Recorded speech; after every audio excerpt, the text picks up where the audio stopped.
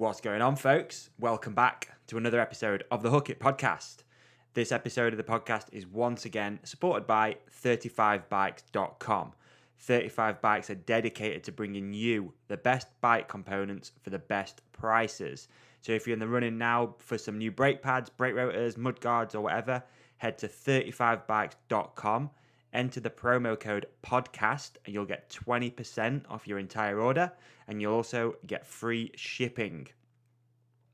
Now, we all want to be special, and to be special, you got to start with the basics first. There's a lot to be said for how you feel and the mindset you achieve before you start your day. So, what better way to feel like a boss than to put your legs through a pair of Sax boxers first thing in the morning, and then feel the soft caress of an angel's hand cupping your crown jewels. All before you walk downstairs, make a coffee, some bacon, some eggs. Ain't nobody going to be better than you on that day. So, if you want to see what all the fuss is about, head to saxunderwear.com or walk into your local bike shop, outdoor shop, or whatever. Ask for Sax Underwear, and don't forget to tell them that we sent you. saxunderwear.com, life-changing underwear. Right, let's drop the gate on this podcast. Hi, I'm Ollie Wilkins, and this is the hktpodcast. Hold tight, freshers. Okay.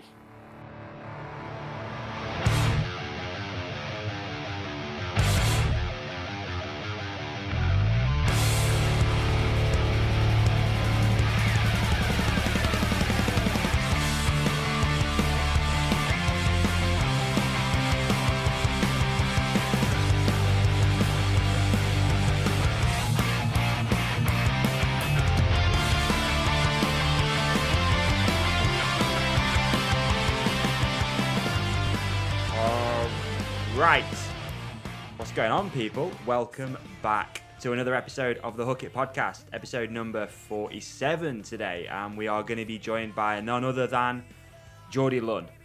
Before we kick off, always like to say a massive thank you to everyone who listens. If you're a new listener, then welcome. There's a pretty extensive back catalogue now for you to work your way through, and if you've been around for a while, then thank you for keeping returning. Thank you for the support. Again, if you are new and you do enjoy this episode, please go to iTunes and leave a review. We're super close to hitting 100 reviews, which in my eyes is a bit of a milestone. So that'd be cool if you could do that. Be really appreciated. It's been another crazy week for the podcast, actually. We released EWS or Bust on Monday evening. That's our series, if you don't listen, which follows our privateer rider Rich Payne around the Enduro World Series. We check in after every race. We do a podcast, we do a video, and a bunch of other cool stuff in between. So if you've not listened to that, go check that boy out.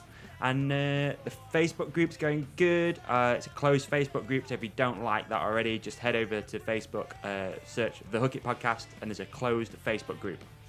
Within there's a bunch of like-minded, hopefully, individuals. I throw up exclusive content. Well, there's going to be more of that soon as well moving forward. And there's a bunch of other stuff in there as well. We have a bit of banter and a laugh. So go check that out. And that's about it. Should we crack on with this thing? All right, let's do it. Okay, on today's show, Jordie Lunn. So let's drop the gate and welcome Jordie Lunn.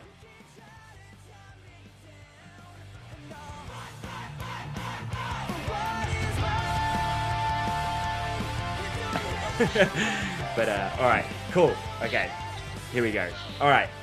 So on today's episode, we have Jordie Lunn joining us from beautiful Canada, fresh back from Crankworx, and I'm gonna hope that this is your first podcast. It is. Is it? Rad. Yeah, first time ever. Sick. I think it's the only thing I'd feel comfortable with stealing from you is your podcast virginity.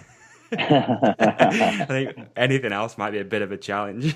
Yeah, I'll let this one go. But yeah, for the folks listening, we were going to do this last night, but Jordie pretty much travelled for what, like 30 hours or something to get back to Canada. Yeah, I think the way back was 32 or something. It was, I don't know, better than the South Africa flights last month, but right. Still a bit of a trip.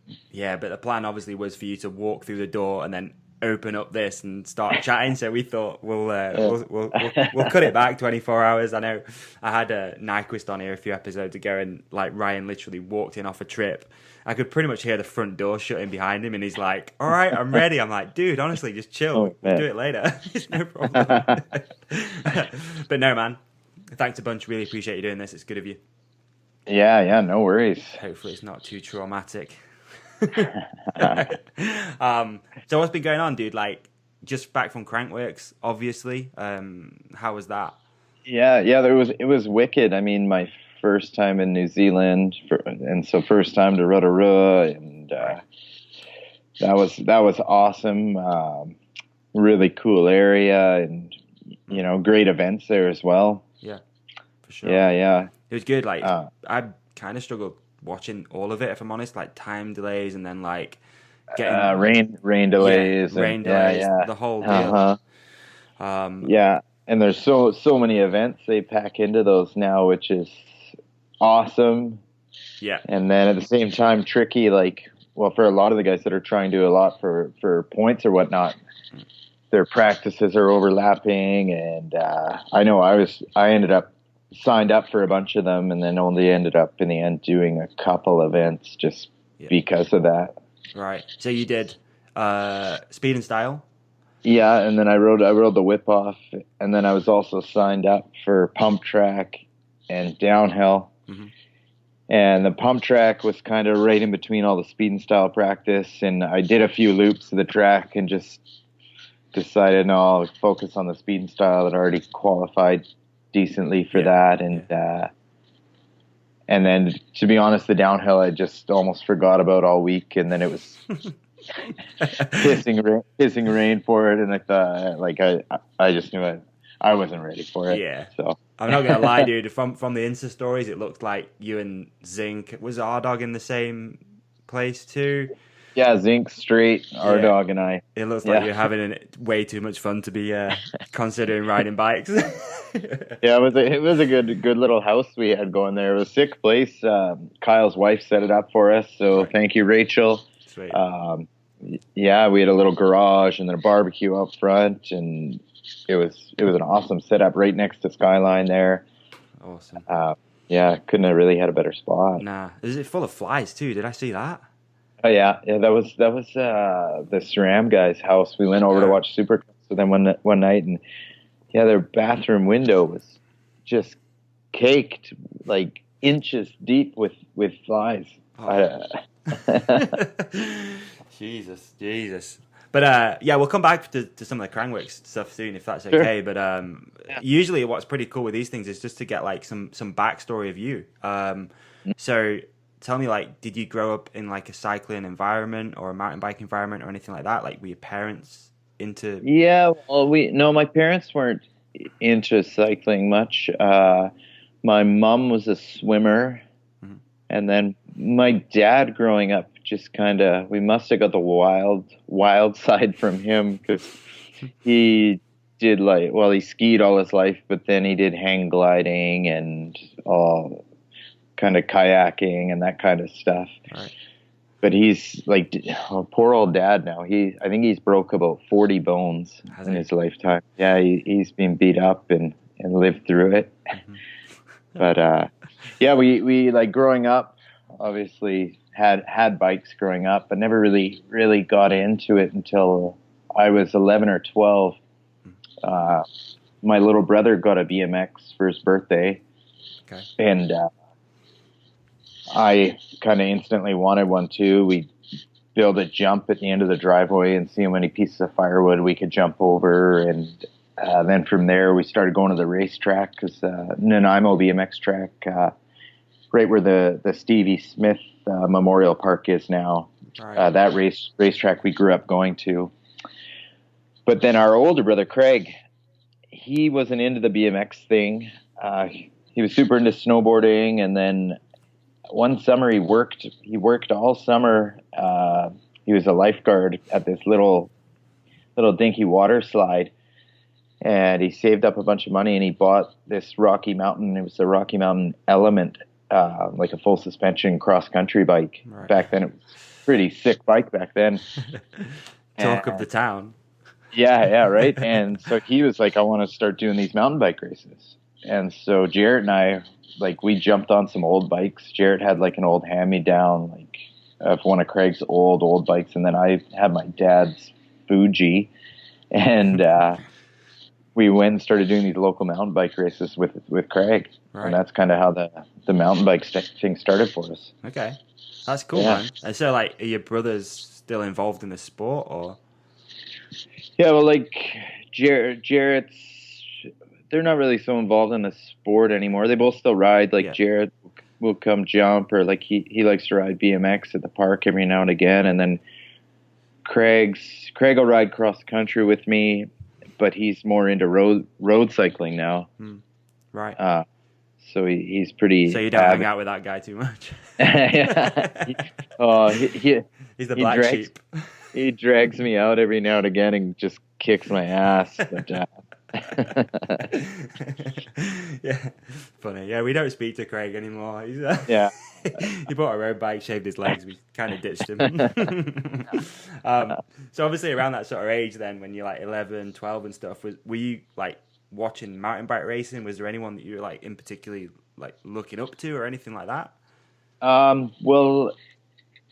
So we did the BMX thing. It was like for a few years, and then when the mountain bike thing started, I think I was 14 or 15. Right. But I wasn't really like, because back then, there was no web coverage or anything. There was just, I don't even think we really found any videos for a few years. But Craig would read all the magazines, and like he's always been a really good reader, so he'd read every page in every magazine that came out, and I kind of followed the industry through him. Okay. Yeah, okay. He'd tell me about all the stuff. So, we looked up to guys like Palmer and PD, and they were, those were the guys back then, Bulio. Yeah. Yeah. And so he'd tell me all about it, and I'd look at the pictures. That's cool though. It sounds like you've had Craig like pushing you a little bit too. You obviously, I know a lot of people that have got older brothers that they always want to like beat them. They always want to be a little bit like cooler than them and stuff like that. Yeah. Well, yeah, and because he brought me into it for sure, and then kind of almost explained the industry to me at the beginning. He'd tell me what parts were coming out, and yeah. Wow. Yeah, it was pretty cool. That's cool. So, like, obviously, where did it go from there? I mean, it's no secret that you've obviously done some World Cup racing and stuff, which obviously we're going to get to. But like, how did you sort of keep going? Like, did you keep progressively getting faster and supported and stuff? Well, yeah. So, Mom and Dad, like after our first kind of year, we did the local stuff on the island here on Vancouver Island, and then Mom and Dad just kind of. Through the local bike shop and Santa Cruz Bikes, they kind of put a little team together that was the three of us, our friend Ryder Kasprick, and then another friend, Aaron. Right. And they took us around, like they got a trailer and we had the camper, and we kind of drove around from the provincial races for a year. That's cool. That's good. Yeah, it was awesome. The brothers, like Craig and Jarrett and I, always talk about one day getting a camper and trailer and going to do the provincial races as adults. Oh, dude, yeah, for sure. You camp in the parking lot, and then there's a ton of other people all camping there, and it was a really good scene. Like, it was super fun. Yeah. It's kind of that grassroots stuff, dude, is so, like, when you look back, I mean, I'm gonna guess you maybe a similar age to me. Like, if you don't mind me asking, how old are you? 30. I'll be 35 this year. 35. Okay, so I'm like 31. Yeah. So like you get to, I find like 30, and you start looking back like, shit, like I didn't even realize how good those times were. Just like been away, like for me, like with my dad racing and stuff like that. And yeah, you get to this sort of age, and I'm like, I kind of want to recreate it in a weird kind of way. Like, it'd be so cool. Totally. It's like, yeah, you look back now, and those were, the best times. And I guess now it'd be a little easier, like, to document it. Obviously, you've got following and stuff like that as well. Like, then it's all memory, innit? Like, you may have got like an old camera, but Yeah, mom and dad have some old photo books of it somewhere still, like random pictures hanging around that they had developed. And so actually, mom was really good about that, and she still keeps all that stuff. That's cool. Yeah, hundreds of old pictures from those days. Like you said, we go back, try recreate some photos and stuff. That'd be rad. Yeah, That'd be super cool. Sorry, go on. Yeah, so we did that like kind of 1 year of maybe it was two. Sorry, I'm just thinking here. I think we did 2 years of the provincial races, and then by that time, I was just becoming a junior, and then Dad flew Craig and I over, and we did the national races on the East Coast, and did the full national circuit that year.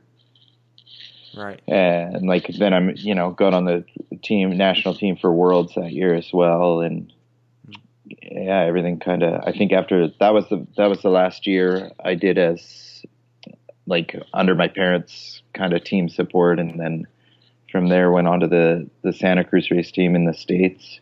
Yeah. So do you think that looking back, obviously you're on Vancouver Island, it's pretty important to get out of there and go race someplace else? Because definitely. It'd be easy to kind of get stuck in that bubble and not go try and make something of it. Well, and I mean, like it's, there's only so many races on the island. I mean, even less these days. Back then, the scene looking back was really good on the island. We had a whole Island Cup series of downhills. Right. And I think one or maybe two of them were provincial races. Mm-hmm. And you could race almost all summer just on the island if you wanted to, and then pick up the spaces like in Vancouver and Kamloops and stuff. Yeah. Okay. So sounds like getting onto the national team's like massive. That's a pretty big deal, right? Like for sure. Well, once that happened, Dad, because he was kind of managing at that point. Okay. Once I was on the national team, he had a pretty good pull with, it just is a good incentive for the Santa Cruz guys was a good incentive for them to pick me up, right? Yeah. So, so at that sort of time, then, what sort of support were you getting? You were Santa Cruz backed. Yeah, that for those years with Dad, they must have given him a deal on all the bikes he was getting for us, because we were, man. Thank you, Dad. Yeah, it was a lot of bikes. We all had hardtails, like XC bikes that were full suspension, and then our Super 8s. Yep. Which were all fully set up. Wow. I couldn't imagine it was cheap for them. No, and sometimes it's kind of cool, to like throw a podcast up and just sort of reminisce a little bit, dude. Like think back and stuff. Hopefully, he gets a call after this and say thank you. Be like, some random dude in England made me like really think about this, Dad. I'm so sorry. But yeah, that's cool, man. It sounds like obviously you're having a blast with family and stuff then, and was there always like a sort of thought in your brain that like maybe you can take this further, you can turn pro and etc., or were you just riding the wave like for a little while? Yeah, well, at that point, I think once Dad took me to the national races and I was winning those, I kind of realized that it could be going somewhere for sure. And then Worlds, man, what a eye opener Worlds was. I remember that. Okay. Just like your first time being around all the dudes that you'd seen in videos and magazines and stuff. Yeah. So you got chosen for the Canada World team. Yeah. And where was that? Worlds was Sierra Nevada that year in Spain. Wow. So a cool trip, like your first ever like big trip out as well, or? Yeah, that was definitely my first time to Europe. Right. Yeah. Dude, how did you get on at that? I think I ended up 13th that first year. Yeah. So, in the mix, but not doing not well. But it was a funny story there, because Dad made the trip with me just to make sure everything went okay, and thank goodness he did, because I forget where we flew into, but we had like a 5-hour cab ride up to the mountain, Right. which the dude didn't speak any English. He kept trying to stop and kick us out. And Dad go, no, go further, go further. And we had like my bike and everything jammed into like a little taxi. And eventually, you know, we made it up there. But then the day before finals, Mm-hmm. I fell in the first corner of the track. And I put my hand down, and it felt kind of funny. And I pulled my glove off, and the end of my pinky finger was torn off. No. Like fingernail, a bunch of meat, and I could see the bones sticking out. And so they took me down to the clinic up there, also where nobody spoke any English. And I showed them. And my dad's wearing my Team Canada windbreaker, like jacket. Yeah. And they think he's the Canada doctor. And so I watched them hand Dad the needle and thread. Oh my God. And I'm thinking, nope, that's not fucking happening. That's not happening. Did he go with it? Well, he would have. He wouldn't have cared. Oh man, that's hilarious. And then I eventually got the point across that he was not sewing me up. For sure not a doctor. Yeah. So, but the next morning, it was oddly enough, it snowed a bit up there, like early in the morning, so it was super cold. So I'd cut the little finger out of my glove, and on the chairlift up for my race, I just kind of hung my little finger out in the wind and froze it up a bit. You animal, dude. That's so good. It worked though, right? Oh yeah, worked well enough. I got to the bottom. So after the Worlds that year, then is that when you did you do a full World Cup season too, right? You did a couple. Well, so after that season, I moved on to the Sunray Santa Cruz team in the States. So we were doing the whole Norba circuit, Okay. and I was still a junior, but I was racing the Norbas as a semi-pro. Okay. And then we raced a couple World Cups. We raced Grouse Mountain and Durango, I think, was the other World Cup then. Right. Okay. In Colorado. Mm-hmm. And so I did that whole year and one more season as my first year as an elite, doing the full Norbas just with a couple World Cups. Mm-hmm. Yeah, and those were awesome times. Like 03 sort of time. Is that right? No, that would have been in 2001, 2002. Okay, right. Yeah, and so I was on a team with Johnny Waddell, Joel Panazzo, Aaron Peters, and there might have been a couple others. What was his name? Henry, a younger kid. Henry was on the team as well. Anyways, those were wicked seasons, especially with the two older Aussie boys kind of showing me the way out there. Yeah, the Aussies are good fun. Yeah.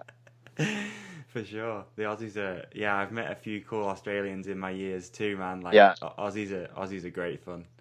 Well, and those two really, I don't know, took me under their wing, and you know, they were always kind of hanging with Rennie and Kavarik and those boys, and right. Yeah, I learned a lot apart from racing those years. Life lessons, right? Oh, I remember that. Man, Johnny.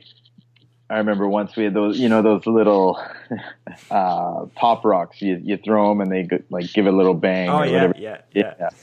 I remember we had those for some reason, and we were like hanging out at the house we were in, and I chucked one at him and it hit him in the ear, and went off.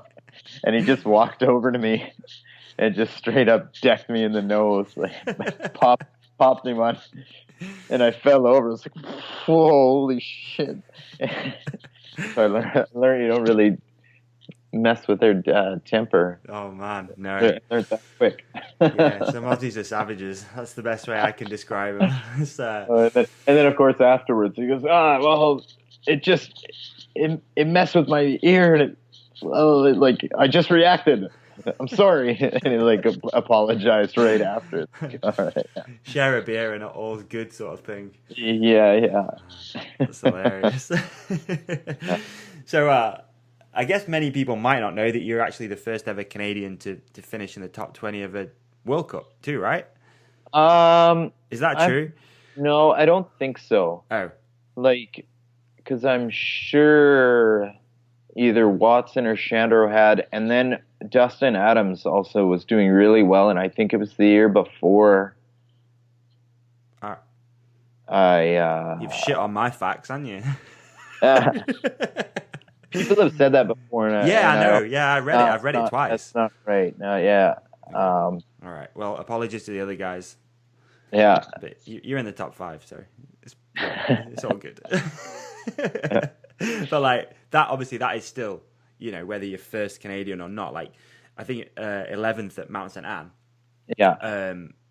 Still a huge result, man. And obviously, did like the career take a bit of a turning point like then as well, or was it already? Kind of, because that year, so the Sunray Santa Cruz team kind of flopped after 2002. They said, no, we can't do it anymore. And obviously Santa Cruz was kind of birthing the syndicate in the year or two after that. Okay. But I'd got on to B1 for 2003, but at the start of the year, it was just for their freeride program, which a guy named Warwick Patterson, he was setting up. Right. So they had sent me their kind of freeride bike, which, man, now would just be a pedal bike, like a 6-and-6 or whatever. Like, they'd sent me that in a hardtail, and then Warwick had an old B1 downhill frame. It was a couple of years old. Mm-hmm. That he lent to me because I wanted to race more, and so Mom and Dad, it was actually Mom, myself, and Craig, we flew to Scotland for the first World Cup to do that one and the next one in France because my mom's whole side is Scottish, so she has a ton of family up and around Stirling and another place called Knoydart, a weird little town, but so we kind of went to the first race, toured around, and I don't even think I did that well at Fort William. I've never done. That place is so hard. Yeah. Oh man. Yeah. The track is so hard, but I think I was top 30 or 30, just around 30th. Okay, that's legit though, dude. Like. But after that, the B1, like the global team, who Boss of Weber is running. They said, "Hey, you're going to France? Okay, we'll have you a new bike set up by then," because like I was on this old kind of beater. But so, and then the next one was Alpe d'Huez, right? And I think I was 17th there. Like I had a pretty good race there. Wow. And then after that race, they said, "Hey, you just come along with us for the rest of the races. Like you're kind of in it." Right. Well, like on the B1 team sort of deal. Yeah, right. On the race team. So that was wicked. Yeah. Make life a lot easier, or? Yeah. So once again, thanks to Mom and Dad, they got me to the race, and it's what got better from there, right? Yeah. It's cool though, man. Like there's definitely like a running theme with this whole podcast when you talk to like racers and just professional athletes. A lot of people are backed pretty heavily by their parents. Like, it can be a huge thing, obviously. It's obviously a shame when people aren't, but it's definitely a running theme. Like, it's crazy when you hear people's stories of how they sort of came up, how much sacrifice families make. Like you said, like your dad, I mean, dude, that won't have been a cheap bill at the shop that day, 4 or 5 bikes, whatever it was. It's big sacrifices, right? Yeah. So obviously they're going to be pretty stoked with where you're at right now anyway, but yeah, it's crazy to think back. I mean, even, I've never met your family or you, but it's crazy to think that all that sort of happened. Yeah, well, and I think back even further and just like, well, like if my brother wouldn't have bought that first mountain bike, would I be here at all? Yeah, true. Yeah, definitely. Do you ever think like, what would you be doing? Do you know? I don't like. I mean, like I had a pretty big passion for bikes, like just in the BMX thing, and we did that for a few years, and I like got okay at like racing. Like I raced Gold Cup finals in Vegas one year, and I think I made one main, but I think I was 14, but I wasn't doing awesome. I was. But once the mountain bike thing started, it definitely had an even.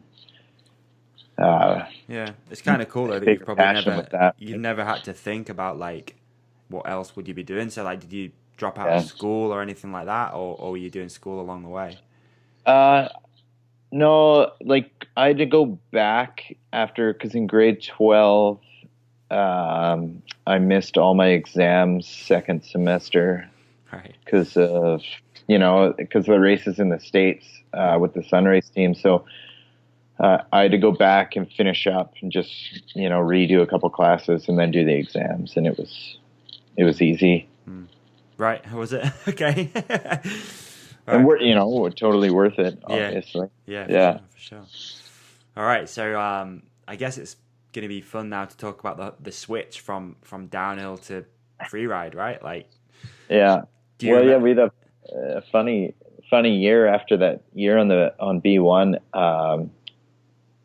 Then I switched to Specialized, and it was Kyle Strait and I for the year. We were the Specialized downhill team. Right. Wow. Yeah, and we toured. We did the whole World Cup season that year with the cross country team, kind of as one unit, which was quite funny because they had Philippe Mariger. I forget how to say his last name. But he was winning quite proficiently that year, and so he had to kind of deal with Kyle and I on the side, which was quite humorous at times. Made his life hell for a year. Yeah. We bugged that guy so much. Really? Yeah. But it was a good year.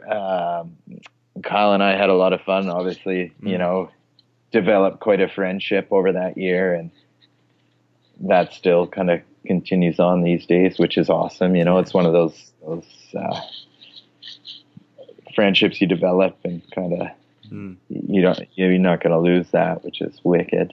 So was Zinc racing downhill around the sort of same time too? Yeah. They've been on Santa Cruz Syndicate that year, maybe. It would have been in the same time. Yeah. I don't know if he was doing World Cups then. No, I can't quite recall either. I'm not sure. I just wondered that. So obviously the whole friendship group that you guys have got seems obviously, all census riders and stuff like that. It all seems, it's not cliquey. I don't mean cliquey, but like, you've all known each other for many years, like you just said about like you and Lyle and Zinc and everything, Yeah. Huh. So Specialized team downhill, pretty good season. Well, we had a shit season, but but fun. I don't think either of us had a good result that year.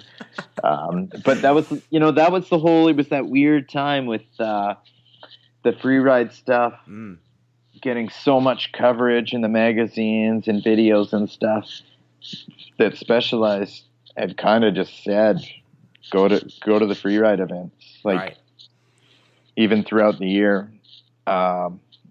They were pushing us to do that stuff, and we obviously both on our own time, like because Kyle jumped from when he was a kid, he'd been jumping and doing videos and stuff from a young kid up till then, and I always had jumps at home and the freeride stuff. Like we had kind of filmed our own video series at home. Kind of would have been right up till about that time. We had 3 videos called Run for Your Life. All right. That Barraclough, myself, my older brother Craig, and then our other friend Darren Terhune, we put them together. Yeah, that was. Are they anywhere? Like, can people see them or? Yeah, well, the first one released on VHS, and I still have copies of that. Right. Um, and then the next two on DVD, but I don't know if they're online I was anywhere. gonna say if they're on YouTube, for anyone listening, they'll be in the description. Like we'll try to find them. We'll try and find That'd them. be pretty cool, right? If we can dig those things out. Oh man, they're pretty classic. Yeah. All right. I'll try my best. They might be in the show description. If not, yeah, keep them peeled. We'll figure it out. That's rad. Okay, so it sounds like you were obviously heading in the freeride sort of direction, but you weren't like, I don't even know how to say this. Like It's super weird. The brand was like behind you too. Yeah, people always ask me, and like half the time, because it's like the freeride stuff is something I've always done at home. You know, you go build a step down, you ride it and jump it and film it or whatever. And at that time, we were almost getting, you know, it's not to say I was pushed into doing freeride events and being a freerider, but the brands and sponsors were encouraging us to do more of that because it was getting the coverage in the magazines and these events were getting huge, you know. Yeah. But it was something we were already doing. Okay, got you. Yeah. So it's already kind of happening anyway. Mm-hmm. But there's obviously going to be a major switch when you can go, right, I'm not gonna race downhill anymore. I'm gonna just go do freeride stuff. Like from a rider's perspective, was it like financially viable as well to go do that? Yeah, for a bit. And especially if you were getting a video part or two and you know, you were at the events at least and maybe doing okay or doing like the guys that were doing well. Yeah. It started becoming very, you know, like the Kamacall and he you know, and Darren obviously started doing awesome at like the monster parks and whatever Crankworx was back then. I think it had maybe just started to be Crankworx around that. Yeah, I think so. Yeah, around that sort of time. Yeah. So did you sort of like beeline for those kind of events yourself then, dude? Like you just wanted to? Yeah, like I wrote all those. Never really particularly did well at them. But you went to them. Yeah, but I went to them, had a good time. Had some good crashes. Man, at the Monster Park the one year, I remember Thomas and I had this. It's like off this dirt spine over a berm onto the backside of another berm. This big transfer that we were hitting, and I just in my run just overshot it and ragdolled into the woods and snapped my collarbone and. Yeah, a memorable crash for some reason. Yeah. So has it been hard then to sort of like switch into that freeridey sort of role from being a downhill racer, like, or do you still sort of have some of that sort of like, I don't know, that mentality of a racer? Does that make sense? Yeah, but I mean, I was always doing the freeridey stuff, whether it was dirt jumping or big bike stuff. Like I was always doing that at home. Like we'd have the jumps in the backyard. Darren had his dirt jumps, and then we had these other like gravel pit spots. We'd go build big bike drops and step downs and stuff in. Yeah. And so we're, you know, at home, that's what we're doing all the time anyway. And then, you know, I'd more or less switch into race mode when I was racing. Got you. Okay. And do you remember like a time in the you know, the early freeride stuff when it became your actual job?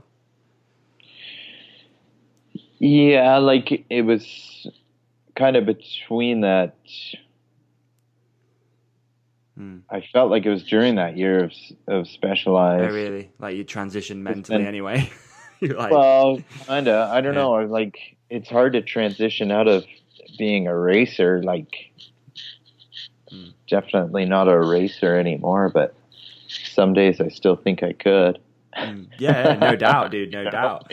I think you pretty much proved that at slope style, not slope style, at speeding style at the weekend too. Like, do you know what I mean? Like, I think I agree with you though. Once you've got that, if you've got that racing mentality, you're kind of always a racer anyway. Even if it's like driving a car.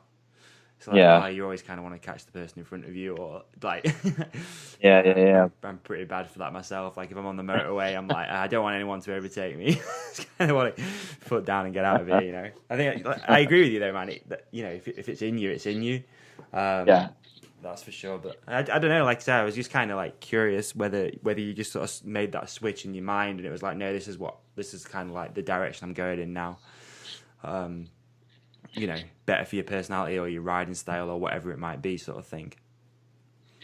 Yeah, and it was funny because I like even the couple years after the Specialized year, I was riding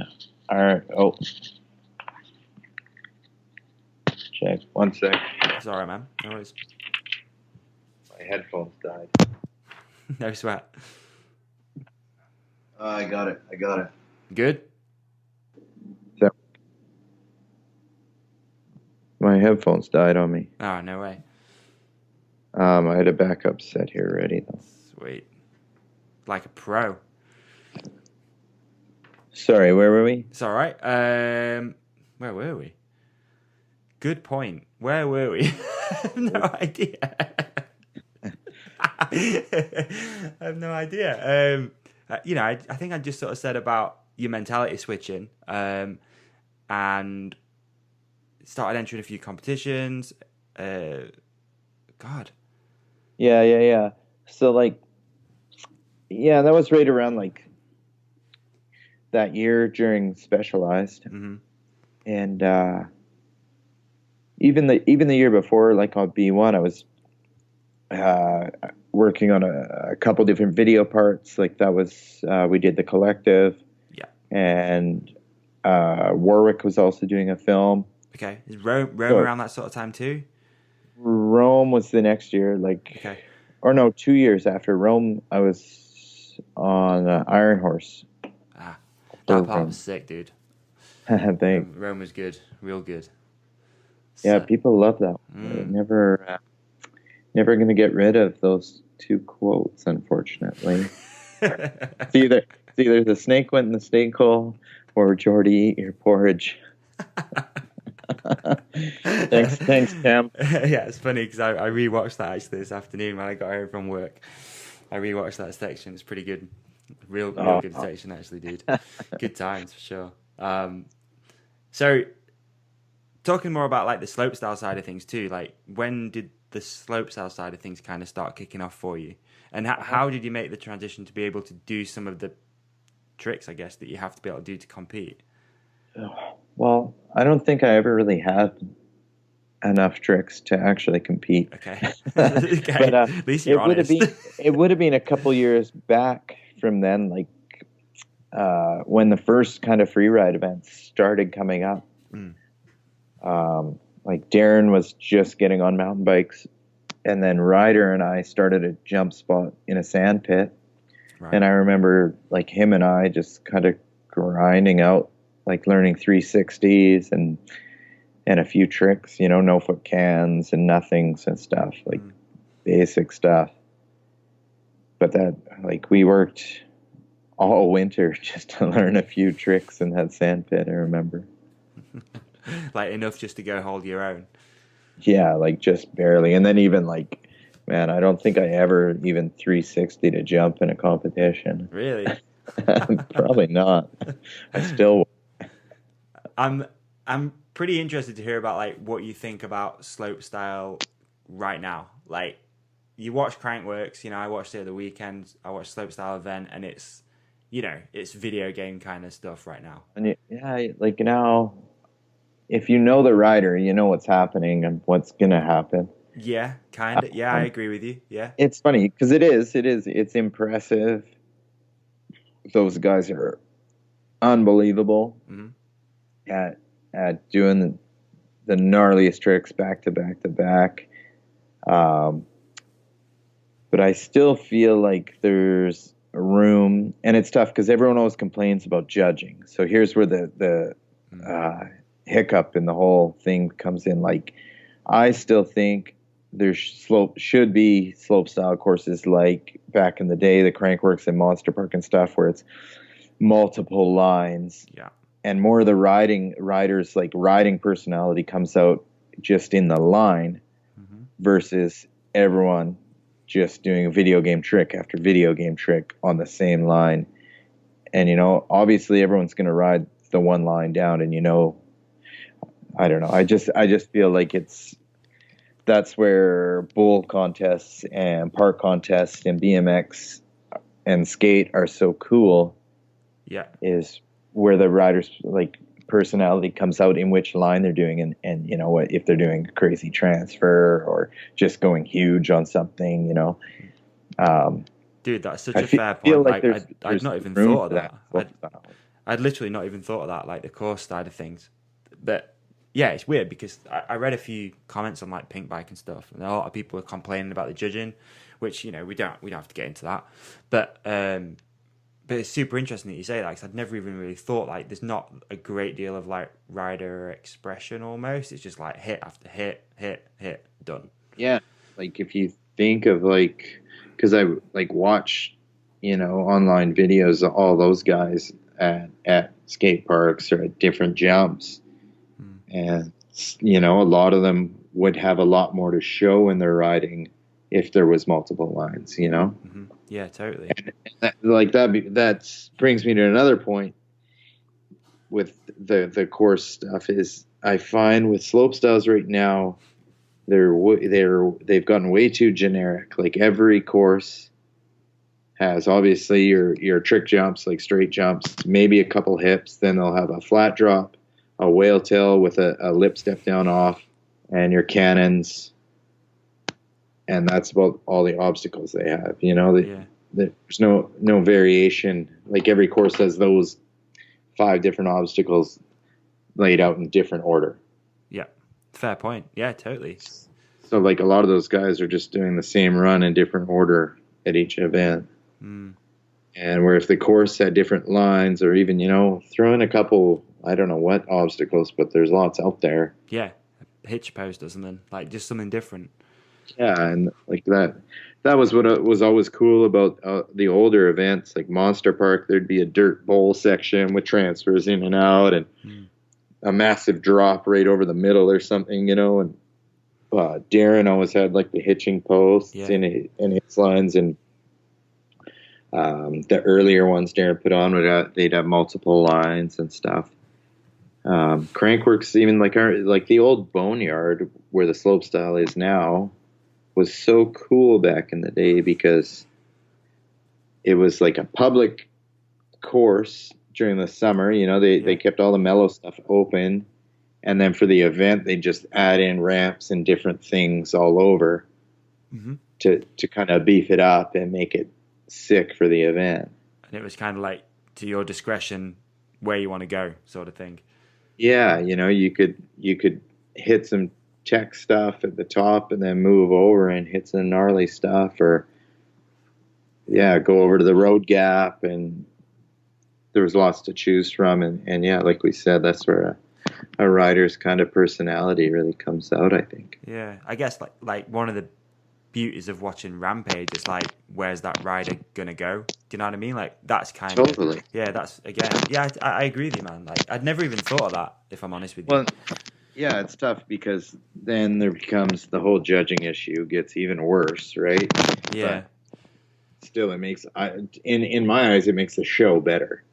Totally. Yeah, I agree. I think, again, someone had said in the comments on Pink Bike about like the judges are sort of like sat next to each other. Is that sort of fair? And I don't know. Tough too. That is a tough one. It's kind of like, you know, well, I don't know. Do you sit them all apart, or is it judged by like? In some ways, I kind of like what they used to do with the. Do you remember the freestyle motocross, like the whip off at X Games, where they do it on Twitter? Okay. Like, as kind of corny and shitty as that is, at least it's kind of like down to like a mass of people rather than just like 4 guys that are just sat together. Yeah, that's tough. Yeah. Too though, but like Monster Park, we used to do. The riders would invite it, and we'd get invited. Then you'd all do practice, and then the day before qualifying or whatever, they'd draw names out of a hat, and you get split into 2 groups. And one group would qualify first, the other group would qualify second, and each group judged each other. Okay.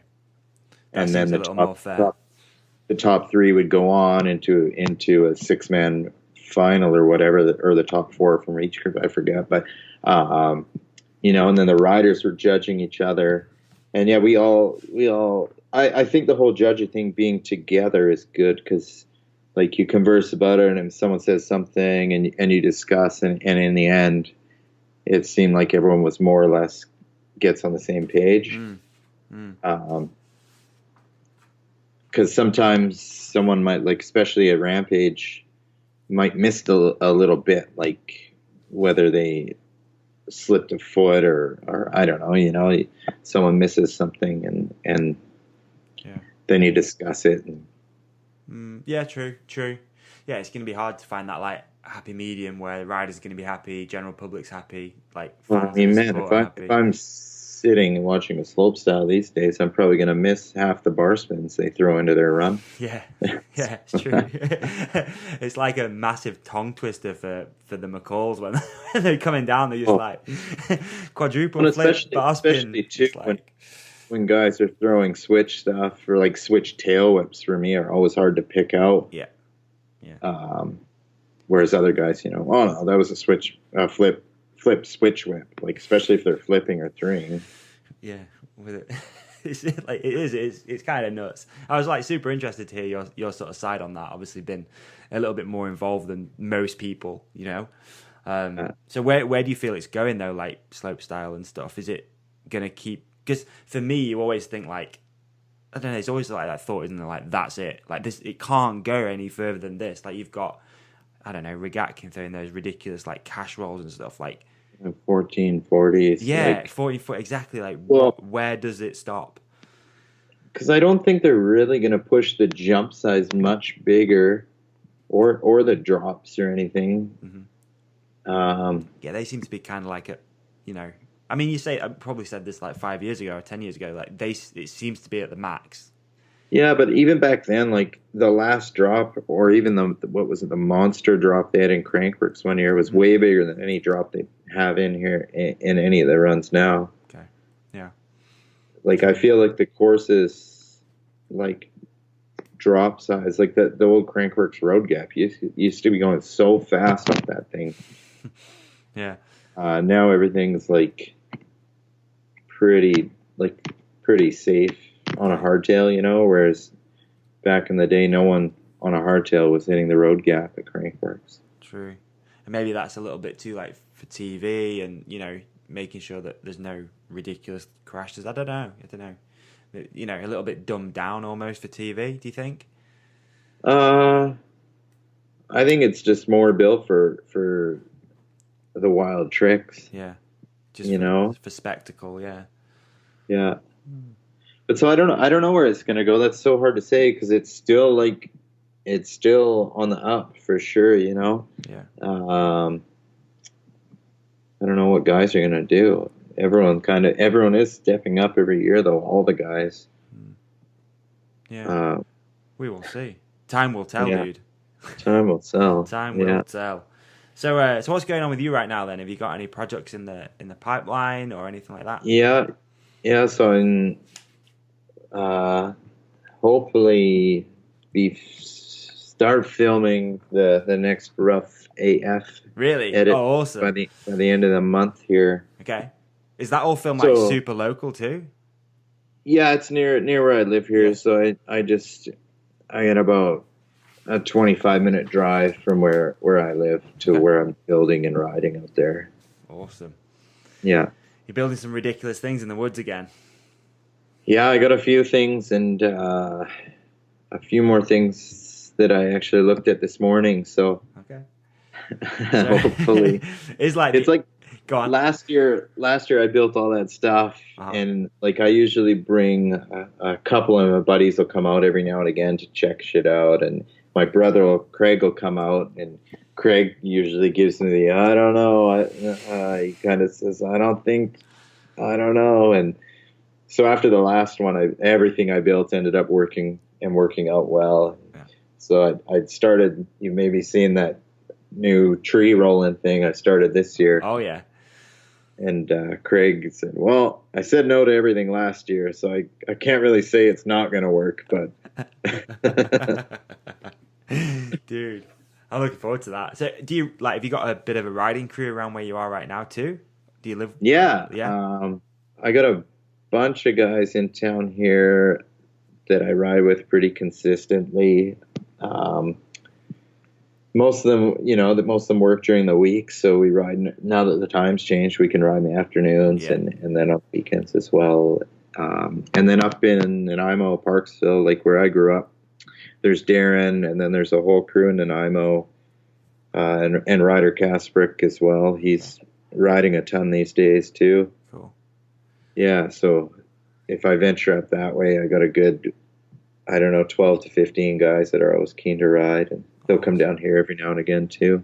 Sweet, dude. Sweet. It seems like from watching your Insta stuff and, I don't know, video parts and stuff like that, like you're pretty keen on pushing it pretty hard, like stepping out of your comfort zone. Is that accurate, would you say? Is that something that's, like with your training and riding and like life and everything, you're pretty, keen on finally, pushing it? I feel like I've kind of found my little happy place out in the woods almost. Right. Like I hadn't, I spent, what was it? There was 3 or 4 years I spent working in the oil fields in Alberta throughout the winter. Okay. Just so I could ride in the summer. And then when I finally made the move back, I just decided I was going to make a video project, just do it myself. I had an old Canon camera and started building in the woods, and was, really just psyched to be out there every day digging and then trying stuff on my own, and Wow. kind of found a new drive out there. I don't know, like it was really motivational for me to be building all this stuff and then testing it and then shooting it. Did you take a little break from riding then? Is that what you mean as well? Just Well, it was the winters I'd work out there just so that I could afford to ride through the summer, like do the fest events and stuff. So I was working the winter so I could ride in the summer. Mm-hmm. And now, luckily, I'm making it happen so I can just spend all year out here and work in the woods in the winter and then still ride in the summer. Awesome. So is there like events that you look forward to too, like coming up this year? Are you doing like fest series again? Yeah, so I did. I went over for South Africa. My first time there. That was awesome. Nico, Clemens, and Sam did a radical job of course. Yeah. And unfortunately, I had a bit of a spill there. Oh, really? I don't think I saw that. I may have missed that one. Went about 30 feet too far on the 90-foot jump. Oh, shit. And actually, I had titanium bolts in my stem, and so when I landed, I was a little bit nose heavy, and I hit, and my stem ripped off the bike, and I just went straight to my head. Oh, shit. And fuck, dude. So I was, briefly unconscious, and then my back was pretty jacked up for a few weeks after that. But no broken bones, no, just muscles being a little knotted up and whatnot. Yeah, that's I read in it. I think it may have been an interview today about you've had quite a few concussions. Yeah, and obviously it's always on my mind, but I've been really lucky to work with Cali now, Cali Helmets for about 10 years. Right. And they've been awesome. Anytime I crash, they fire me a helmet, and then they also paid to have my helmet shipped back, the crashed one, and they inspect it and, check it out. Yeah, they've been really good. Like, the helmets are awesome. Anytime even the last few times I've been knocked out, I have no concussion symptoms after. Like, I'll remember everything. I won't get nauseous. I won't get a headache. I think I get knocked out now because I've been knocked out a lot. Yeah, they say that though, right? That it gets it's almost easier the more of those you've had. Yeah, but the good thing is now, like the last bunch of times, I haven't been seeing any like post symptoms. Okay. So It's an I don't interesting know. subject there, isn't it? Like it Oh, was super interesting to talk to Nyquist about it actually, because yeah. obviously he's been around, Mirror and stuff, and what, yeah, his take on it was actually super interesting, Oh, and he was more sort of about what's going on in people's lives as well as getting knocked out. Like, are they okay. are they depressed? Have they got financial problems as well? Yeah. And I think by the sound of it, he was sort of like saying a lot of Dave's problems were also may have been like that sort of stuff as well as that, and like the CTE sort of like, I don't know, it kind of like jet fuels, Magnifies yeah, it. it magnifies Yeah, it, like yeah. jet fuels it a little bit, which was super interesting, Oh, and it's kind of hard to know, I guess. People will probably never know what's going on, but yeah. but it's obviously something that it sounds like manufacturers are working hard on. Like Cali, for example, they're taking helmets to trying to figure it out, trying to make Yeah. sure everything's as safe as humanly possible.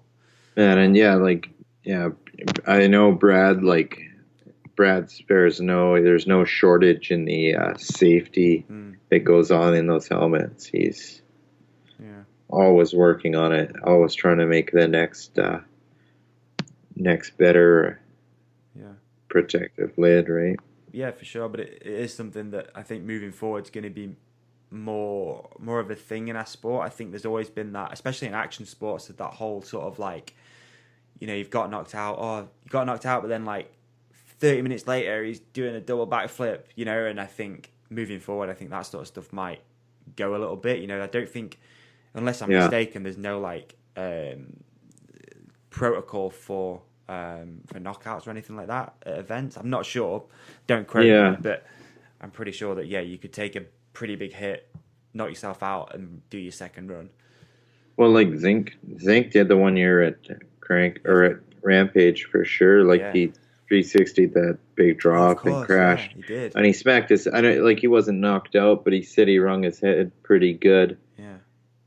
And him being him. Nobody steps in there, do they, and says no, you can't do that. It's kind of like Well, Amanda tried. His wife tried. Okay. He was going. Yeah, he was gonna do it. He was gonna do it. For sure. But I mean, I always try and take a couple weeks off, even if I don't feel any symptoms. Right. Take a couple weeks, and just go build in the woods for a couple weeks or whatever. Just man. Luckily enough, after that South Africa one, my back was too sore to even think about riding. It's probably a godsend that you were injured anyway, right? Yeah. Crazy. So another thing I wanted to talk to you about before we crack on with some listener questions is obviously, and one thing loads of people asked in the comments and stuff was about training. Obviously, you're into your calisthenics too, right? Yeah, and like that was the thing I got into kind of while I was working up north, because there's you work a long day, and then I started going to the gym up there, and then I don't know how I think a friend showed me a couple of videos of a guy in the States, this guy Hannibal. Hannibal, yeah. It's cool because like a few years ago, I think when you were posting more of that stuff, is when I got into it a little bit too. Cool. And I still kind of am, I'm really into this, like body weight training and nutrition and stuff. But it was rad, dude. Like I kind of randomly, it's weird thinking back, like way before this podcast, I kind of like stumbled on your Instagram page and I'm like scrolling through, like, Jordie Lunn. I'm like, oh my God, he's doing like a back lever and stuff. Like, what the hell? And at the time I was like busting my balls to learn a muscle up. Like I really was. And like I think over the last sort of few years, my most treasured achievement is learning to muscle up. Yeah. Like, that is one of my most. So I'm kind of like, are you still doing that stuff? Is it a staple part of your training and everything? Or I still do a bit. Like it's like definitely not. I haven't been training it to progress. Right. But yeah, I do like skin the cat or whatever, just to stretch my shoulders, like where you flip right around and then dips and like like an L sit on the dip bars with leg kicks for abs and like that kind of stuff for core strength. I do a lot of that still, but almost more just to mix into my workouts than to. I definitely haven't been making any progression on the calisthenics side lately. It goes so fast as well. I noticed, like, you know, I didn't bust any pull-ups out for a few months, and then all of a sudden you're like, shit, I can barely do 2. You know, it's weird. It just goes. It's so fast. You kind of like always got to be on top of that stuff. But I know what you mean. Yeah, it's cool though when you do start seeing that progression. And for me, like, I found it kind of like therapeutic in a weird kind of way. It's not like lifting weights and you're sweating your ass off. It's like, I don't know, a little bit. Obviously, it's slower movements sometimes and stuff. I love it. I think it's super cool. But the problem we have here is like the weather sucks half the year. Maybe like you actually, to be honest. But so like outside parks are kind of out of the equation. I saw that you put some cool stuff in your house as well. Like you got a pull-up bar and some big bars in the house. Built those. Did you? I got a bunch of steel pipe and some fittings and threaded them together. I still got them in the house here. So if I don't have time to go to the gym or whatever, I can go in and at least do something, right? That's I don't know. Something a little bit good for me. Yeah, most of the time. What else do you get up to, man? Without, you know, other than riding, you got any other hobbies that you get up to? Yeah. I still try and skateboard a little bit, and I'm a sad surfer, but Really? I own a couple surfboards. Right. Okay. I go once in a while, but that was one sport that I've never really excelled at. Us English guys aren't really well known for our swimming ability, that's for sure. I bought a surfboard a few years ago, and it's pretty much been in the garage like ever since. I live nowhere near any water, and the water over here is brown as fuck. It's disgusting. It's horrible. You don't want to go swimming in it. You come out like with all sorts of shit all over your body. It's not cool. And again, before we move on, the bike you rode at Crankworx, is it a Cachet? Yeah, Cachet. So he's a dude from the East Coast in Ontario. Okay. And so I talked to him about the brand the year before last because I saw he had one frame, and then so last year I was kind of hunting for a hardtail and fired him a message. And he said, "Yeah, I can send you one out and let me know what you think of it, and we'll kind of go from there." And so I rode that one all last summer, loved it, had no issues. We talked about geometry a bit, and we made a few changes to the one that I'm on now. Minor though, like I think we added 5 mil to the front end or something, and then we slackened the seat tube angle a little bit. Okay. And then, but last year we kind of decided that we were gonna kind of work together more, and so he said, well, why don't we do a signature frame? So we have an aluminum version as my signature model coming out. Sick. Which will be a lot. Titanium at Crankworx. Yeah, and I'll continue to ride the titanium one and an aluminum one. Okay. The tie is a really nice ride. It looks dope, dude. Like for anyone who's not seen it, like go to Pink Bike. There's a bike check on there. It looks dope. Real nice. Yeah, it's sick for sure. But then I'll build the aluminum one up probably this week or next. I got my first one here now, and nice. It'll be really similar geometry to that tie, and mainly be a lot more affordable. Okay. Yeah, of course. Are you still on YT too? Yeah, because a lot of people were wondering that. Yeah. And so what we did, YT, they were kind enough to write me a deal this year where it allows me to ride the Cachet hardtail, and then the rest of my bikes are all YT. Okay. Sounds like a sweet deal. Yeah, really, really considerate of them, and I got the best of both worlds there with the YT big bikes and the Thai hardtail. Yeah, for sure. And you got the what do they call him? Father of good times? I can't remember. Brett Tippy. Anyway, I had Tippy on here a few episodes ago. It was fucking hilarious, dude. It was a good laugh. It was good times, that's for sure. All right. Do some listener questions. We'll get you the hell out of here if that's okay. Sure. Sweet, dude. All right. Let me just find where I put them. Okay. All right. First one. At Adrenan. What kind of features scare you the most? Women.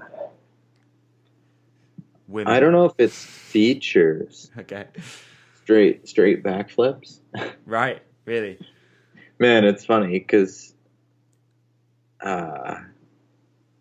like at the Speed and Style at Crankworx there the other week, I think I 720'd the last jump before I even flipped the top one. Really? And I never even flipped the last one once. Right. But you know that it always now it comes down whether I'm on big bike or my hardtail, like just like a kind of risk versus reward thing with the backflip in a 7. Like, okay, if I flip it, I'm not really going to be that happy with myself for flipping it, and like, you know, it's just a flip. Yeah. At least if I 7 it, I'll be pumped. So, like, you were so close as well in that first run. Like it was pretty much there, wasn't it? That was so hard too, because your heart rate's going by the end of that course. Yeah. So to just relax on the jump is so hard, and then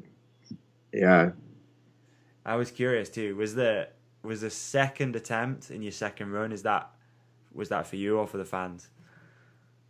Oh, for me. Was it? I didn't want to go out with the crash. Yeah. Yeah. Well, I'd 7 that first one a couple times already. And it went really well. I think mainly because I was just super relaxed. And then I don't know, I was like, because the day before in qualies, I 7'd the both in my quali run. Really? And because you qualified in 4th, right? 4th, yeah. Killer. Dude, if you'd have landed that first one, I know it's hindsight, but I think you were going pretty damn far in that competition. Well, if I could keep doing it. Yeah. Well, yeah, you have to do it a few more times after. But back to the feature thing, man, some of the step downs and blind jumps are always a trip. Like, you know how fast to hit them, but sometimes it's so hard just to commit and go. Especially when you have a little bit of time to look. And I almost find when my setup is there's too much setup and I have too much time where I could break and stop. Got you. It trips me out more, and I stop and I like think about it too much. Yeah. Where like in my first rough as fuck edit, there was a road gap in it, which it wasn't huge, but it was still a decent size. Yeah, but man, I did like 2 or 3 different days where I just did run-ins and didn't hit it. Really? Didn't hit it. And so I must have done 20 run-ins to that one. But then for the next edit, the bigger one, which easily had 10 feet on that one, the setup in it was quick. And I kind of made up my mind, okay, I got to let off the brakes by here, and then there's no stopping after that, so you just got to go. And so I did 2 run-ins or 3 run-ins to that one, and then did it. And it was a way gnarlier jump. Yeah. But there just wasn't that time to like give yourself the out. Got you. So step downs. Yeah, the blind step downs. They got to be one of the scarier features to hit. Okay, good answer, dude. All right, next one. At Calvin Hoff, how does it feel to be riding for Team Shark? Oh, Cal. I'm gonna guess you know that guy. I gotta love the Shark. Yeah, check out Calvin's page and go order some Shark stickers. Oh, okay. Yeah. It's at Calvin Hoff, right? Yeah. Yeah. All right. Go check it out, people. Next one, at Adam Laycock. How many wobbly pops before you're able to ride? Brilliant. Yeah, he mix a few in there sometimes. I like the in Zink's movie. Did you watch that? Yeah, we actually had the European premiere. We hosted it. So Yeah. I don't know if you're aware, but I own a distribution company. Okay. And we distribute Census in the UK. Oh, sick. Yeah. So we hosted the European premiere of it. I'm actually using one of the koozies from it right now for Reach for the Sky for my beer. But yeah, we hosted the premiere. It was awesome. Really good night, dude. Like we're based in Sheffield too, which is like mountain bike epica of England. So yeah, loads of people turned out. Like Petey Dog was there and like all the local crew. It was awesome. There's just shy of 400 people for the European premiere, which we held. It was rad. It was really cool. So yeah, sorry, I went on a tangent. But, yeah, I've seen the film. Yeah, I like that Zink touched on that in his before his big flip. Well, Evil always said have one hard drink to loosen up before a gnarly jump. But yeah, so sometimes it helps. Like if you're a little tense or whatever. Oh yeah, for sure. It can definitely help. What's just that, like, purely out of interest? What's Zink doing? I saw him build some random huge jump. Well, yeah, he's got a big one lined up for April. Is that what I think is? Okay. Him and Tom Van Steenbergen. So the plan is, I don't want to give away. No. I just wondered. Okay. Yeah, the plan is for a new record flip. I won't say how much he's talking, and then Tom Van Steenbergen, I think, wants to do a record fronty. Wow. Awesome. Yeah. That's cool. All right. Next is at Lidge Suck. What do you use as motivation to stay fit? Well, my main motivation lately is just not even for riding, just overall general feeling. Like I almost run every morning now, just because I know if I jog, whether I'm riding or not that day, I have a better day. Yeah, that's cool. And I just, if I'm running in the mornings and going to the gym at night, I'm just feeling much, much better on and off the bike, For sure.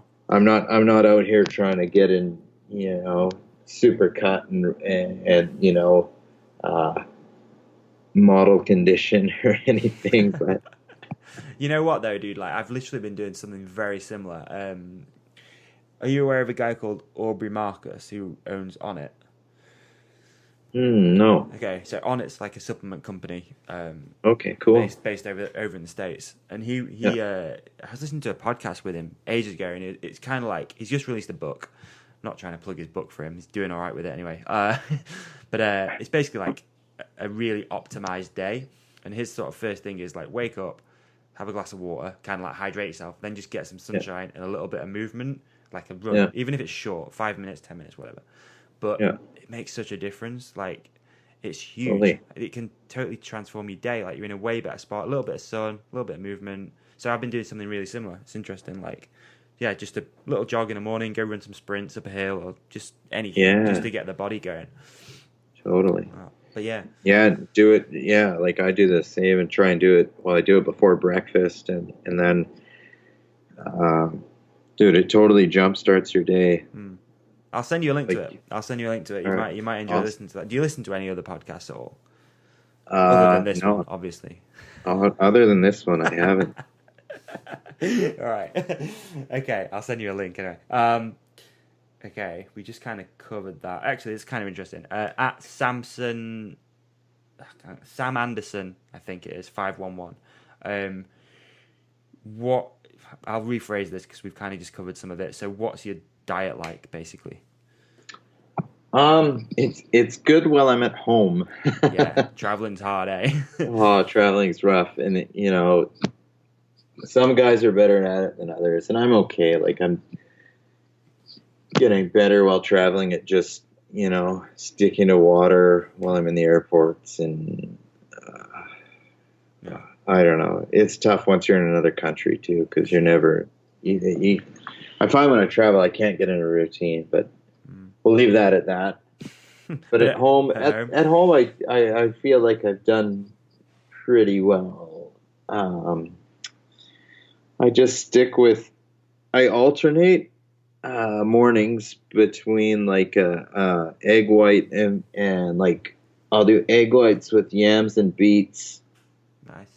And then some other vegetables and spinach one morning. And some mornings I'll put it in a wrap or whatever, Mm. and then the other mornings I'll do like a veggie fruit smoothie Okay. with some protein in it. Uh-huh. So I try and alternate veggie or smoothie and then egg whites and then. Got you. But you don't stick to any like particular. You're not paleo or nothing like that.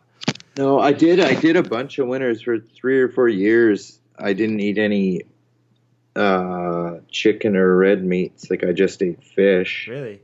Is that pescatarian? Pescatarian. Yeah, I did that for a bunch of years, and it was fine. Yeah. But the whole reason I started that was just more or less for, just so I didn't, like, for traveling. So I wasn't, if you do that, you generally don't have the option of burger fries True. for Yeah, very true. every You meal, ain't gonna order that fillet of fish. No one orders that, bad boy. Yeah. So it ended up being, a lot of salad with salmon or whatever, just like I started that whole just to like give myself the right excuse or no option for the bad idea. choice. It's a good idea, man, Yeah. for sure. All right, 2 more. Dan Locks on Facebook. On a scale of 1 to 10, how do you rate Trump's hair? What the hell, Dan? Obviously, one being bad. I'll give him a 2. Is it 2? Pretty bad. All right. And the last one, I always love this Instagram handle. It's amazing. At Let's Get High 420. If you had to choose between only riding sweet dirt jumps or big fest jumps on your full susser, what would you choose? Fast. Really Fast jump. fast all day long. Yeah, for sure.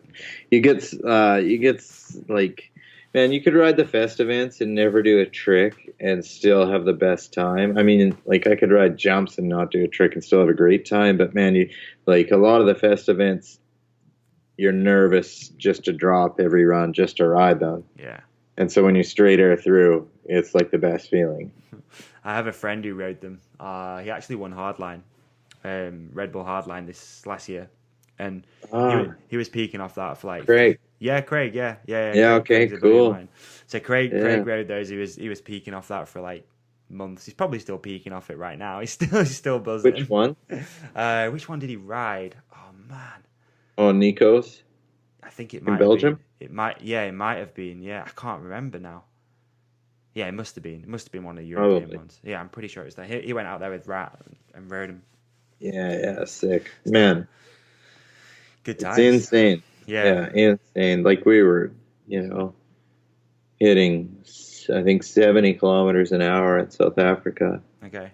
Yeah, I want to go check one of those events out. I don't know if it's happening. There's potential of one in the UK, I think, at some point. Shit. Jasper Flashman's place. But I'm not 100%. Yeah, I want to go check one of those things out at some point. Hopefully this year, get out and go check one out. Yeah, no doubt. All right. How was that, man? Pretty good? That was great. Hold on, I'm gonna maybe bring it up Okay. quick because I know I had some questions on mine. Oh, awesome. Yeah, no worries. I did pull some off yours, but if you got more, that'd be cool, man. Thanks for that. Okay, you did. Oh, I did. Is there anything else on there, though? Well, there's Thomas Barbin. At Thomas Barbin, how many birds have you seen? Okay, I kind of figured that might have been an inside joke. Yeah, well, he's a photographer and he like posts really sick pictures of insects and birds and stuff, and I always bug him for birding. Bit of bird porn. Nice. Oh, you did pull those ones. Okay. Yeah, I did. What's your daily workout eating? What supplements would you recommend? Oh, did you get that one? Yeah, no, go on. Are you a supplement kind of guy? No, not so much. Like, if I stay away from like creatine and stuff, and I've switched from proteins from like a whey protein just to an all like vegan or whatever like vegetable protein, Okay. which I don't know. seems great. Yeah, it's hard to tell, isn't it? That's the thing. Like I tastes got worse. Yeah, exactly. No, 100% agree. I got some hemp stuff a while back, and like yeah, it's not as nice as having a vanilla milkshake in the morning. Pretty much is what a vanilla shake is, a vanilla protein shake. You can definitely tell. It tastes rank. Let's be honest. I've been having that with like spinach and blueberries and stuff like that with some almond milk in the morning, and you have to hold your nose to get that thing down. It's fucking brutal.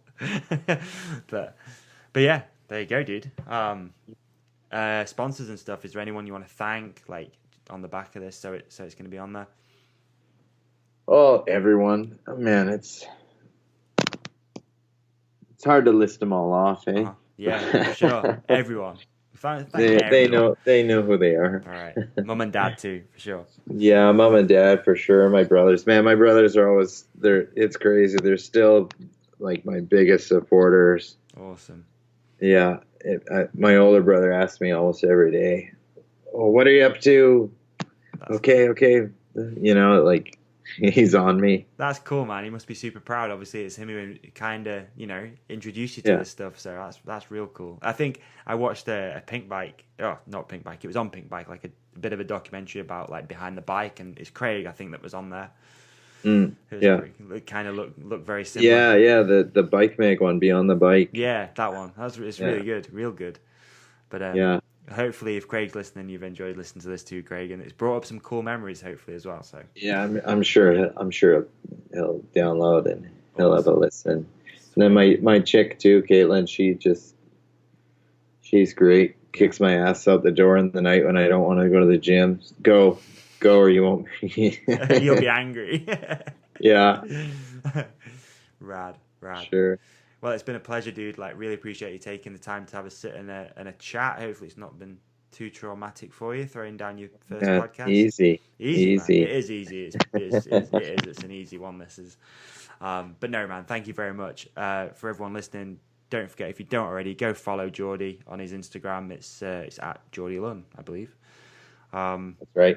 And yeah, hopefully we get to catch up soon, dude. At an event or something. I'll send you this link shortly, and thank you again. Really appreciate it.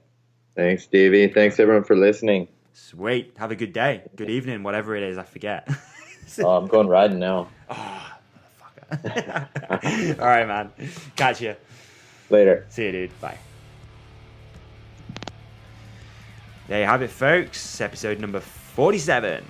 Let's do some shout-outs. First of all, Scott from Pedal Addiction wants to shout out my mum for her Instagram appearance today. So thanks, Scott. Thank you, Mum. At Vince Elliott wants to do a shout out for at Ride Bikes Wales for being an awesome bike shop. At Dan Addis 94 wants to say thank you to Sandy at the Trailhead for being rad and for the support. At the B.Rad wants to thank and a shout out to 1250 Bikes. That's crazy. Loads of local bike shop stuff. Good work, guys. Keep shouting out your local bike shops. Next up, Paul Judd wants a shout out for 67.co.uk clothing company. Go check the t-shirts out. Tom Pearson wants a shout out for Pedal Addiction for the top-notch fork service recently. Last but not least, Tim Norris wants a shout out for his UK-based guiding business, MTB Guide Wiltshire. As you can guess from the name, they do guiding around the Wiltshire area. So if you live around there, or if you don't, probably better if you don't actually, hit them up, get guided around. He'll show you some rad trails. So there you go. And I want to do a shout out as usual to you lot for listening. Thanks for checking out another episode. If you have enjoyed it, please go to iTunes, leave a review. If you haven't, leave a review as well. Just try and make it funny and whatnot. If you don't follow us already, it's at the Hook It Podcast on Instagram, Facebook. We've got a closed Facebook group as well, so make sure you come over and join that because it's pretty cool. Good bunch of people in there. And that's it. Tell your friends. Shout it from the rooftops that you've enjoyed the episode, and have a great rest of your week. We will see you very shortly for episode number 48. Cheers, folks. Peace out.